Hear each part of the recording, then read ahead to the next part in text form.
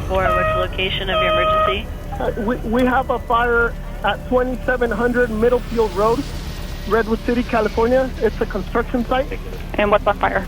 I'm not sure. It looks like insulation. Nearly a year's worth of work completely wiped out in just a matter of minutes after a massive fire destroyed a construction site on the outskirts of Redwood City. We're hearing from the construction company who calls this the worst disaster in the company's 92-year history. Now, initially, the construction workers on that 5th floor tried to put out the fire with 2 fire extinguishers, but the flames spread so fast. There's not fireproofing in there at this point. There are not the typical safeguards that are in a building when it catches fire. And then, of course, the wind had a big impact. It is a disaster. You can see what's left of that building behind us. But fortunately, there have been no injuries, which is really a huge silver lining in this, either from the firefighters who are battling an 8-alarm fire, not something that you hear very often. Mark Lorenzen, he is the fire chief for the Menlo Park Fire District. And so can you tell us exactly what happened today? Sure. About 10:15, we got a reported call about a commercial structure fire. Reports were smoke coming from the 5th floor. Possibly it started in the insulation. So we're actually in a small unincorporated community called North Fair Oaks, which is part of the county and protected by the Menlo Park Fire District. When crews got on scene, they initially saw heavy, thick smoke coming from the 5th floor, upgraded it pretty quickly to 3 alarms. Construction crews were already evacuating safely out of the building. And right now we're at a point where we're at 8 alarms. The building that the fire started in, a large apartment complex, I think for affordable housing for the county, was under construction, is likely a total loss. Our primary goals right now are making sure we protect the adjacent structures and the community to the south, and also make sure we don't injure any of our firefighters. The following timeline and details are based on radio communications, report notes, and accounts from the incident. Some information has been removed or condensed for brevity. Additional details can be found in the official after-action review prepared by Battalion Chief Matt Menard. Thank you to the following individuals who contributed to the compilation of this report.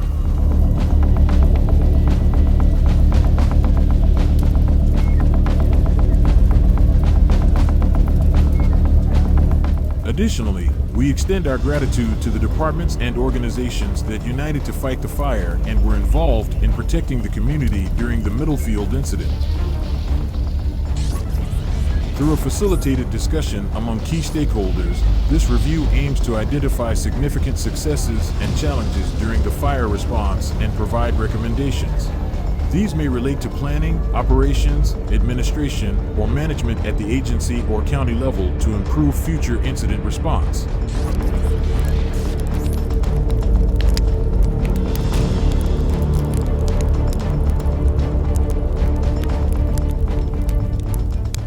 The Middlefield fire occurred at 2700 Middlefield Road in the North Fair Oaks community of Redwood City, California.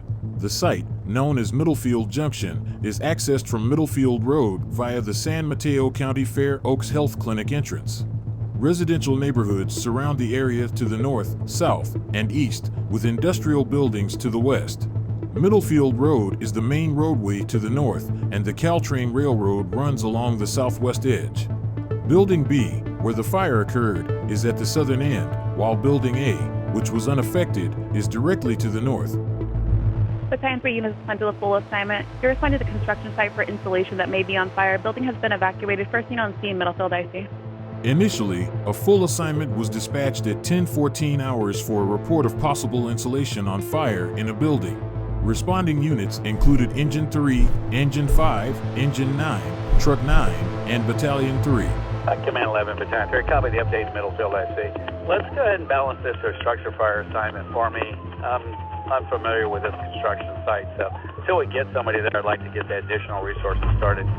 En route, Battalion 3 upgraded the response to a structure fire assignment at 10:18 hours and requested a second alarm at 10:22 a.m., adding Engine 6, Battalion 1, Engine 4, Squad 409, and AMR Medic 22. 2700 Middlefield, engine 3's on scene. We got a 6-story wood frame commercial occupancy under construction. We got smoke showing on the Charlie side and full evacuation of the crew. We're going to be on investigation. We have a hydrant at the site. On arrival, my first thought was that we're going to go get this. And I laid a plan out to get up to Division 5 and attack. In the first couple minutes, I realized that it was much bigger than it first presented. Making that tactical shift was difficult at first because it just went so fast. Engine 3 arrived first at 10:19 hours, established Middlefield IC, and reported a 6-story building under construction with smoke showing from the 5th floor of the Alpha/Delta corner, with evacuation complete and a hydrant on site. Engine 9 and Squad 409 made interior access to the 5th floor, initiating an offensive fire attack with a 2.5 hand line, while additional personnel advanced 2 hand lines to the Delta side podium and began a transitional fire attack. Engine 3 also engaged the fire with a Master Stream deck gun on the Alpha side. Yeah, so the Middlefield fire incident was an incredible experience, certainly the largest structure fire I've ever been to. I was incredibly impressed with the command post that was set up by Chief Bolton and then Chief Martin, who served as the Deputy Incident Commander to Chief Bolton. I thought it was an incredibly effective and efficient command post. I thought that the communication from the get-go was excellent. I was already had some reasonably good situational awareness en route, just based on Chief Bolton's initial communications regarding the incident and the initial arrival report by Engine 3. And I felt that the leadership and communication, I think, throughout the incident was excellent. June 3rd, 2700 Middlefield, I arrived and was the incident commander and stayed in that role throughout the incident. Well, this would be the first time I've ever commanded a fire of this magnitude. I've had other greater alarm fires, obviously, in my career, but nothing like this. So the experience was one of greater amounts of resources than I'm used to, operating with a Deputy IC and Battalion Chief Martin as we work together to do that, to maintain our accountability of all our resources, but certainly something more significant than I've experienced before, and the first time I've ever had something like this that's going to require such an operation for such a period of time.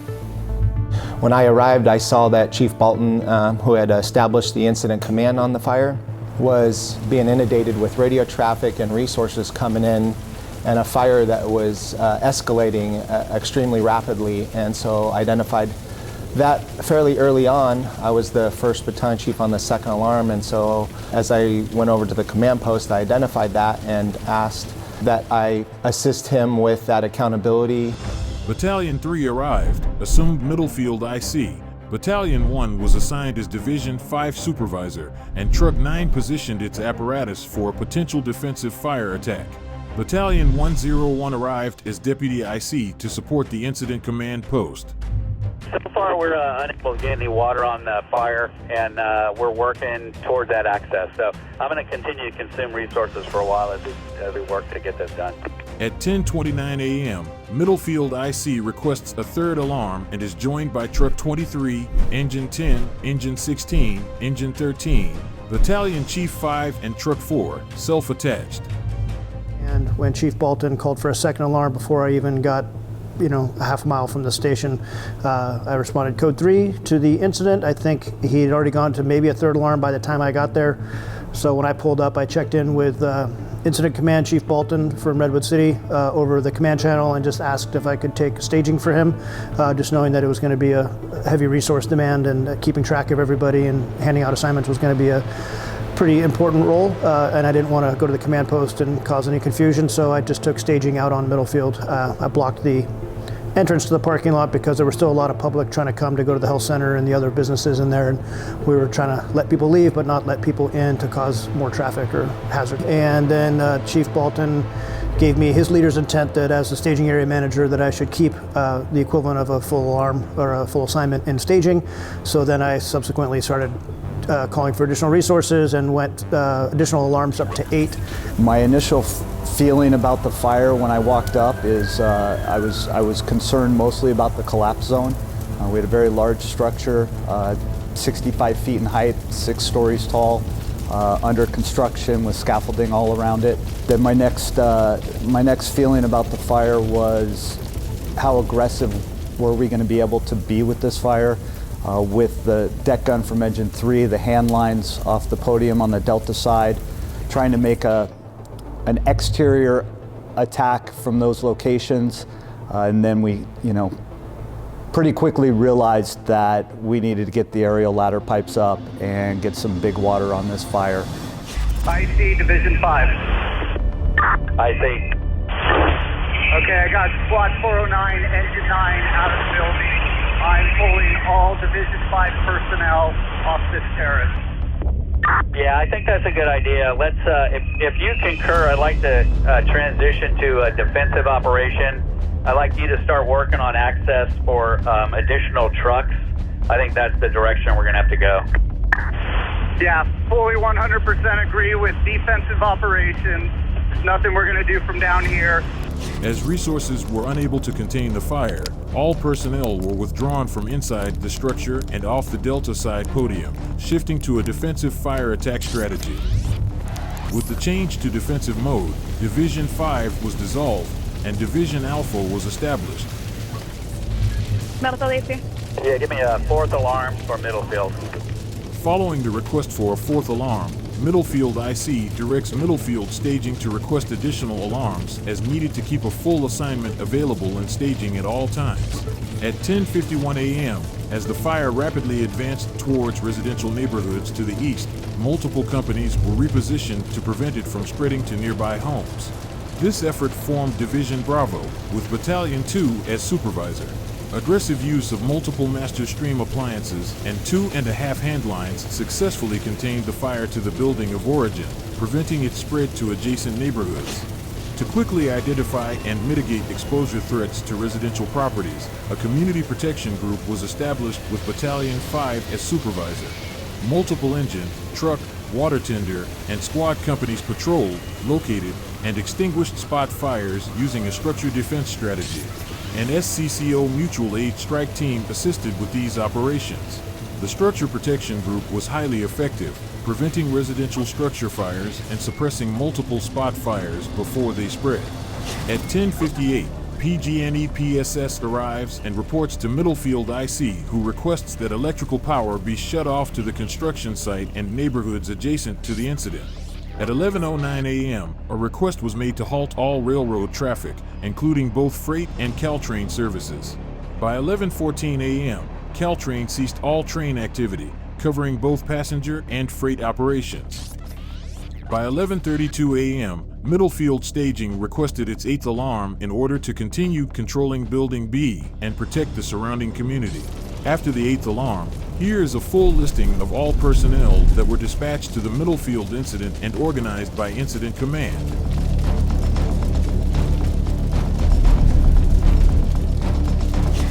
Master Stream ground monitors were set up on the Alpha side, while Truck 9 prepared for an aerial Master Stream operation on the Alpha/Delta corner. 2 additional truck companies were requested for the Charlie and Delta sides to prepare for aerial operations. 3 engine companies were also requested to Westmoreland Avenue to locate additional water supplies and set up ground monitors on the Charlie side, placing supply lines across the inactive Caltrain tracks. While defensive fire operations were ongoing in Divisions Alpha, Charlie, and Delta, multiple fire companies gained interior access to the uninvolved Building A, adjacent to the fire building, and directed hose streams from Building A towards Building B, designating this as the Alpha Exposure Division with Battalion Chief Flax as supervisor, crucially preventing involvement of Building A. Additionally, several incident command and logistical support functions were achieved. Chief 1A established a staging area on Middlefield Road, coordinating resource ordering and assignment with the incident commander and deputy incident commander. A medical group and rehab unit, established by American Medical Response, prepared for any injuries and crew needs. 2 UAS pilots provided overhead air operations, offering real-time intel to enhance incident command, situational awareness, and decision-making. Locating the UAS pilot operations near the ICP enabled direct communication with the IC without using a tactical radio channel. Having 2 UAS pilots operating together ensured continuous and seamless situational awareness. The DJI HDMI wireless monitor provided peer-to-peer video streaming to the IC without needing a TV monitor or tablet command on an iPad. Additionally, UAS were used by truck companies to scout ingress and egress routes, quickly determining multiple access points for truck company operations on the Charlie and Delta sides of the building. A fire investigation task force, consisting of 17 fire investigators and an ATF representative, was deployed. Exposure concerns and residential evacuations. As the Middlefield fire intensified and advanced through Building B toward nearby residential neighborhoods, evacuations were initiated and fire suppression efforts focused on protecting homes and properties. A total of 18 residential properties reported impacts, including small grass fires, fence fires, broken windows, and other damages. The Community Protection Group successfully prevented any residential structure fires. In coordination with the San Mateo County Sheriff's Office, an evacuation center was established at the Veterans Memorial Center in Redwood City, coordinated by Fire Chief Iverson and the Director of Parks and Recreation. Approximately 12 displaced residents received assistance, including food, water, restrooms, and charging stations for electronic devices. During the Middlefield incident, multiple single-resource fire personnel filled various support roles. Coordinated efforts of county and out-of-county resources brought the incident under control without loss of life, injuries, or destruction of homes. A total of 51 fire apparatus and over 200 emergency service personnel responded to the incident. At 1652, command of the Middlefield incident was transferred from Battalion Chief 3 to Battalion Chief 101, releasing Chief Bolton from the scene. The incident transitioned into a fire watch mode at 1700 hours, which continued for 7 more days until 8 o'clock on June 10, 2024. Incident command was initially established by Engine 3 upon arrival and subsequently assumed by Battalion 3. The incident command post was set up in the southwest corner of San Mateo County's Fair Oaks Health Clinic parking lot. Recognizing the potential scale of the incident, Battalion 3 appointed Battalion 101 as the Deputy Incident Commander. Due to the high volume of incoming information and communications, which was overwhelming for a single command, the Incident Commander and Deputy Incident Commander divided responsibilities. They effectively managed all resources and radio communications, with each handling specific tasks such as radio traffic, resource assignments, and tracking.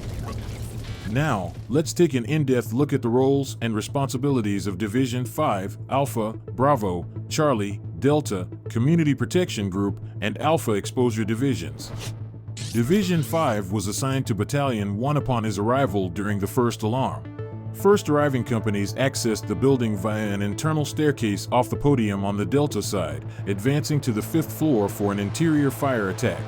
However, they quickly retreated after finding the fire too advanced for offensive operations.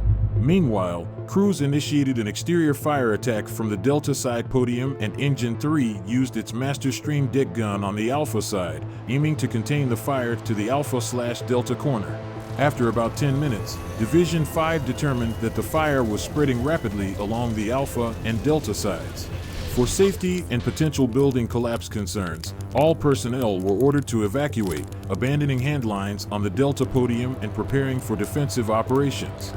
After transitioning to a defensive strategy, Division 5 was dissolved, and Battalion 1 established Division Alpha. Division Alpha coordinated defensive fire operations on the Alpha side, then along the Delta and Charlie sides until Division Delta was established. Ultimately, 3 aerial master streams and 4 ground monitor master streams were deployed in Divisions Alpha, Charlie, and Delta. Division Bravo, led by Battalion 2, focused on a defensive fire attack on the east side of Building B to prevent the fire from spreading to the adjacent residential neighborhood. This division became a top priority due to the significant exposure threat to nearby homes. Aerial master streams, ground monitors, and 2.5 hand lines were used to contain the fire to the building of origin and prevent it from reaching the homes. Division Charlie, located on the building's south side along the Caltrain tracks, was covered by Division Alpha and Division Delta throughout the incident and did not have a designated supervisor. One truck company operated an aerial master stream, while 2 engine companies supplied ground monitor master streams from hydrants on Westmoreland, with supply lines laid across the railroad tracks. For the safety of personnel, Caltrain halted train services and PG&E de-energized the high-voltage OCS lines before operations began. Division Delta was assigned to Battalion 11 as the fire grew beyond Division Alpha's span of control. Division Delta supervised operations on the Charlie and Delta sides of the building, sharing some resources with Division Alpha. It established and managed multiple master stream appliances to suppress the fire on the Charlie side and prevent it from spreading to the Bravo side. The Community Protection Group, led by Chief Thorne, aimed to protect structures in neighborhoods directly east and southeast of the main fire, behind Division Bravo. Multiple master stream appliances were deployed along Pacific Avenue to shield homes from radiant heat from the Bravo side, while engine, truck, and squad companies patrolled the neighborhood, extinguishing spot fires. The area covered included Pacific Avenue, the Caltrain tracks, Middlefield Road, and Berkshire Avenue. The Alpha Exposure Division, led by CH-3B, Battalion Chief Lax, positioned engine companies inside Building A, directing multiple handlines towards Building B. This critical operation was essential in preventing the involvement of Building A. Upon reviewing the Middlefield incident, several successes, challenges, and recommendations were identified for future reference. Here is a brief summary of key takeaways, strengths, and successes.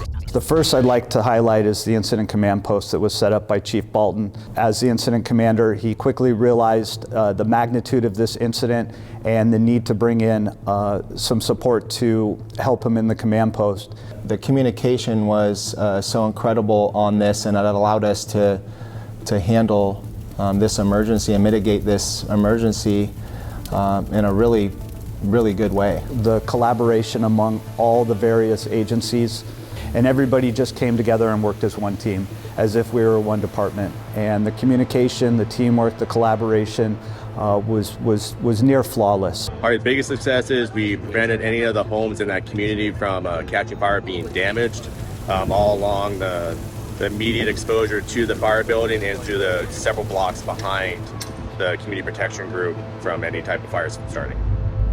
Challenges and lessons learned. You know, the number one challenge was not being familiar with the building that I was assigned to. It did take me a little while to actually get to all the floors on that building. We had significant water supply issues where we had to put a lot of contingencies in place, from laying in longer supply lines to using water tenders to augment the water system that was over there. We had the 6-story scaffolding surrounding the building that proposed a pretty reasonable and dangerous collapse hazard throughout the incident. I mean, the biggest challenge for me was the safety issues when I first arrived at scene. We had the crane, which was kind of just free spooling, getting impinged by fire and then rotating. So understanding, you know, how that was structurally compromised and if it was going to come down. Also, just how close some of the apparatus were to the structure itself, knowing that collapse was imminent.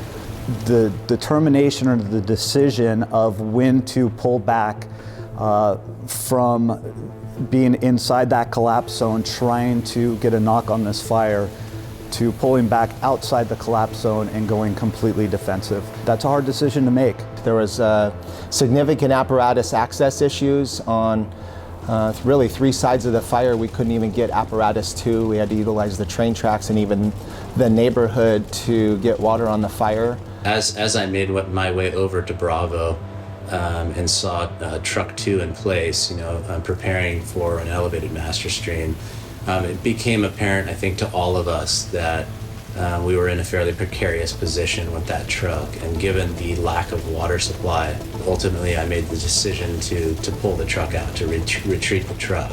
Communication between myself and the Engine 3 engineer was non-existent due to radio traffic in the beginning. You know, we've been using tablet command for a number of years, and I think when you have that many resources and that many alarms responding in a very, very short time, tracking those resources on a tablet command, in which we use for our tracking of resources, was another significant challenge. We had to locate a number of different hydrants. I believe Cal Water even boosted our pressure at one point. But locating hydrants and good water supplies to supply the aerial trucks, you know, was a challenge, but one that we met and succeeded with. Another challenge was, you know, making sure we got the Caltrain OCS electrification lines shut down, as those were very close to the fire building, and we were in the process of laying hose across the shutdown tracks to set up ground monitors. After reviewing the Middlefield incident, here are some key recommendations for future incidents. Assign a deputy IC early in large-scale incidents to assist at the ICP. Division/group supervisors should use clipboards to track resources. Utilize ICS identification vests to better identify command positions such as IC, Division/group supervisor, safety officer, and staging area manager. If resources permit, assign a safety officer or assistant safety officer to each division in large-scale incidents. Notify the water company early when there is significant demand on the water system so they can increase pressure as needed and throttle down when the incident winds down to avoid damage to mains and valves. Establish a water supply group to locate hydrants and assess water supply demands. Provide additional training for fire personnel on commercial and defensive firefighting operations. Provide UAS support for each division to improve situational awareness for supervisors. Conduct radio education and training for personnel on necessary transmissions early in an incident and the importance of staying off the radio when appropriate. The fire at 2700 Middlefield Road on the morning of Monday, June 3, 2024, became the largest single-building structure fire in the history of San Mateo County. The Middlefield incident called upon 8 alarms, 27 engine companies, 6 aerial ladder truck companies, 6 battalion chiefs, 4 water tenders, 2 squad units, 2 breathing support units, 2 mutual aid strike teams, 18 single resources, 17 fire investigators, 3 SMC DEM resources, 2 AMR transport units, 2 AMR supervisors, and multiple law enforcement personnel were ultimately called upon to mitigate the incident. In total, 51 fire apparatus and over 200 emergency service personnel responded. This unprecedented event required exceptional leadership, coordination, collaboration, communication, and interagency teamwork among all first responders and involved stakeholders. Remarkably, the main fire was contained to the building of origin, with no fatalities or injuries to first responders or civilians, and minimal exposure damage to nearby residential structures and properties. The many personnel who responded to or were involved in this incident should be commended for their professional and tireless actions, which resulted in the best possible outcome given the tremendous potential for greater impact and harm. This after-action review aims to tell the story of the fire, highlight the incident's strengths and successes, identify the challenges and lessons learned, provide recommendations for future consideration, and present topics warranting further discussion. It is intended as a training and educational tool to better prepare emergency response personnel for future large-scale events.